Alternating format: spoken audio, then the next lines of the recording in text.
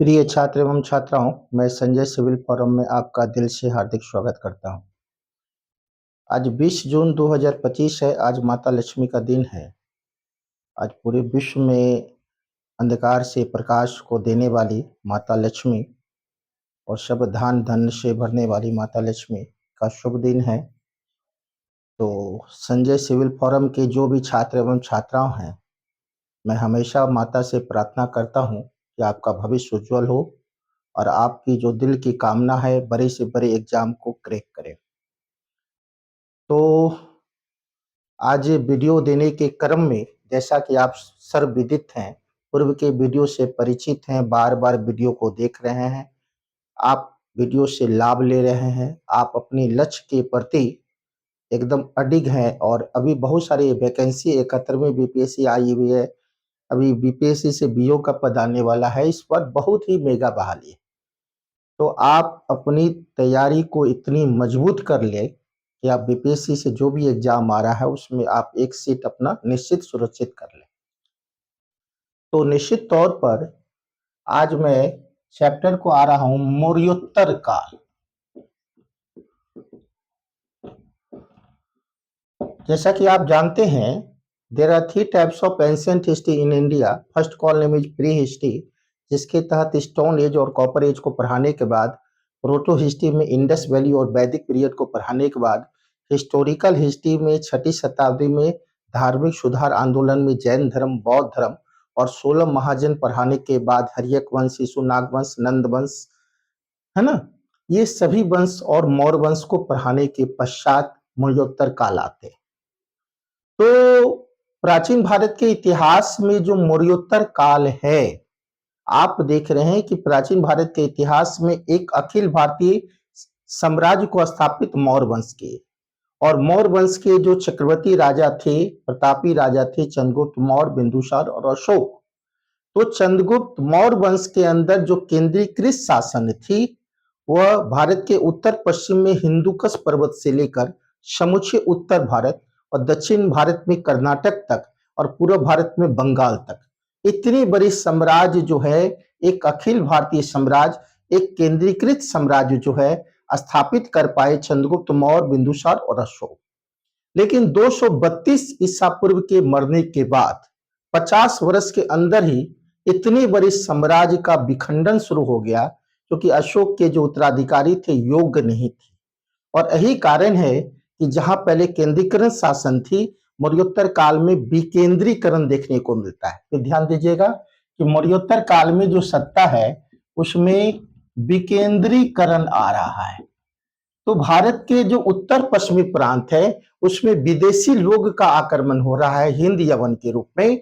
दक्षिण भारत में जो भी राजा है वो स्वतंत्र हो रहे हैं, यानी मौर्योत्तर काल में क्षेत्रीयवाद आ रहा है। छोटे छोटे साम्राज्य अपने आप को स्वतंत्र कर रहे हैं, और यही कारण है कि भारत में कोई राष्ट्रीय एकता नहीं थी, केंद्रीकृत शासन नहीं थी, इसलिए मौर्योत्तर काल में विदेशी आक्रमण भी हो रहे हैं। तो मौर्योत्तर काल में जो है दो भाग में शासन जा रहा है, एक देशी शासक के रूप में, और देशी शासक में शुंग वंश है, कन्नब वंश है, इसके बाद है सातवाहन वंश, इसके बाद है चेदी वंश। और मौर्योत्तर काल में जो विदेशी आक्रमण हो रहे हैं, उस विदेशी में हिंद यवन है जो अफगानिस्तान से आए, शक है जो ईरान से आए, पहलव है यह भी ईरान से आए, और कुषाण है यह चीन से आए। तो 4 देशी शासक हैं और 4 विदेशी शासक मौर्योत्तर काल में यह अलग हो गए। तो मौर्योत्तर काल में जो देशी शासक है, शुंग वंश, कन्नब वंश, सातवाहन वंश, चेदी वंश, ये सभी ब्राह्मण हैं, और इसलिए इसको ब्राह्मण वंश भी कहा जाता है। और भारत का जो उत्तर पश्चिमी प्रांत है वो अराजकता थी, इसलिए पहले हिंद यमन आए, फिर ईरान से शक आए, फिर ईरान से पहलव आए, और चीन से कुषाण आए यूची कबीले के रूप में। तो फ्रेंड्स, ये बता दें कि मौर्योत्तर काल जो है वो अंधकार का युग माना जाता है यूरोपीय इतिहासकार के अनुसार, क्योंकि वो तर्क देते हैं कि मौर्योत्तर काल में जो जानने के स्रोत हैं, चाहे वो साहित्य स्रोत, पुरातत्व स्रोत नहीं के बराबर है। इस काल में पूरा सत्ता का विकेंद्रीकरण हुआ, कई क्षेत्रीय शक्ति उत्पत्ति हुई, कई विदेशी आक्रमण भारत पर हुआ, इसलिए यह युग अंधकार का युग है। लेकिन मैं कई बात को सूक्ष्म अवलोकन किया हूं, ऐसा मुझे कहीं नहीं लग रहा है कि मौर्योत्तर काल को अंधकारपूर्ण कहा जा सकता है। मैं निश्चित तौर पर यह कह सकता हूं कि मौर्योत्तर काल के जो युग हैं उसमें अंधकार नहीं, कई ऐसे क्रांतिकारी कदम हैं जो मौर्योत्तर काल को बहुत आगे ले गए, हर क्षेत्र में आगे ले गए। तो मौर्योत्तर काल के कई स्रोत हैं जानने के, उसमें पुरातत्व स्रोत भी है, उसमें साहित्य स्रोत भी है, कई ऐसे प्रमाण देखने को मिलते हैं, जैसे जूनागढ़ का रुद्रा दमन अभिलेख, इससे मौर्योत्तर काल के बारे में जानकारी पर्याप्त होती है। इसके बाद कलिंग के जो राजा प्रतापी राजा खारवेल है, उन्होंने उदयगिरी लेक पर, उदयगिरी पर्वत पर हाथी गुफा लेख की रचना की है, जिससे मौर्योत्तर काल का पता लगता है। गौतमी पुत्र सातकर्णी जो सातवाहन वंश के प्रतापी राजा हैं, वो नासिक अभिलेख की रचना किए हैं। वशिष्ठपुर पुलभावी वो कान्हरी अभिलेख की रचना किए हैं। और धनदेव का अयोध्या अभिलेख, यह जो है 5 अभिलेख के द्वारा मौर्योत्तर काल की पर्याप्त जानकारी प्राप्त होती है पुरातत्व स्रोत से। इसके बाद कई ऐसे साहित्य स्रोत हैं, जैसे दिव्यावदान, बौद्ध की जो प्रमुख पुस्तक है दिव्यावदान, उसमें पुष्यमित्र शुंग को बौद्ध विरोधी बताया गया है। इसके बाद जो मिलिंद पन्हु पुस्तक है, उसमें जो नागसेन है, जो आपके देख रहे हैं कि बौद्ध के बहुत बड़े आचार्य हैं, है ना, महायान के बहुत बड़े प्रवर्तक हैं नागसेन, और उन्होंने मिलिंद पन्हु पुस्तक में नागसेन और मेनांडर के बीच वार्तालाप का पता लग रहा है। इसमें मौर्योत्तर काल की पूरी जानकारी भी प्राप्त हो रही है। इसके बाद कालिदास की मौलिबिकाग्नित्रम नाटक, जो पुष्यमित्र शुंग के लड़के हैं अग्निमित्र, इन्होंने यवन हिंद यवन को हराया है, उससे भी कई रेफरेंस पता लग रहे हैं। तो निश्चित तौर पर मैं यह कह सकता हूं कि कई ऐसे, इसके अलावा भी पतंजलि के महाभाष्य, जिसमें पुष्यमित्र शुंग के वो पुरोहित हैं पतंजलि, और उन्होंने में पुष्यमित्र शुंग जब यवन को हराए तो कई अश्वमेध यज्ञ करवाए, उसका जिक्र जो है महाभाष्य पुस्तक में है, जो पतंजलि के द्वारा लिखा गया है, और पुष्यमित्र शुंग के वो पुरोहित भी है। तो पतंजलि का महाभाष्य, पन्नी का अष्टधाई, दिव्यावदान, मिलिंद पन्हु, कालिदास की मौलिबिकाग्नित्रम, कई ऐसे साहित्य स्रोत हैं जो मौर्योत्तर काल पर प्रकाश दे रहे हैं, और मौर्योत्तर काल की जानकारी के अधिकांश स्रोत से भी इन्हीं से पता लग रहा है।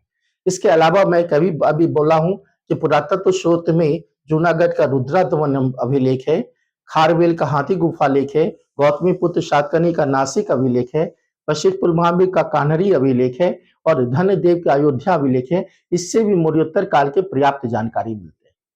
तो मौर्योत्तर काल में कई ऐसे प्रकाश आए हैं, बहुत सारा चीज हुआ है। मौर्योत्तर काल में पहली बार मध्य एशिया से भारत का व्यापार चरम पर था, अंतरराष्ट्रीय बिंदु पर, खासकर कुषाण काल में जो है सिल्क मार्ग के द्वारा। इसके अलावा जो है मौर्योत्तर काल में कई ऐसे चीज हैं जिसमें कला संस्कृति का, यूनानी कला और भारतीय कला का समन्वय देखने को मिलता है। जैसे गंधार कला, यह यूनानी कला और भारतीय कला के दोनों समन्वय है, और बहुत ही इंपॉर्टेंट है गंधार कला, जिसका विकास भारत की धरती पर मौर्योत्तर काल में ही देखने को मिलता है ना। इसके बाद भारत मध्य एशिया से अंतरराष्ट्रीय व्यापार जुड़ा, भारत में कला संस्कृति का आदान प्रदान मौर्योत्तर काल में हुआ, और कई ऐसे चीज हैं जिसका विकास निश्चित तौर पर, मैं निष्कर्ष तौर पर यह कह सकता हूं कि मौर्योत्तर काल को अंधकार का युग नहीं कहा जा सकता है। मौर्योत्तर काल में कई ऐसे विकास हुए, कई ऐसे पुरातत्व, कई ऐसे साधन है, साहित्य साधन है। इसके अलावा अंतरराष्ट्रीय विकास हो रहा है, कला संस्कृति का आदान प्रदान हो रहा है, हर बिंदु पर यह जो है बहुत ज्यादा आगे प्रोग्रेस कर रहे हैं। मौर्योत्तर काल काफी चरम बिंदु पर प्रोग्रेस देखने को मिल रहा है।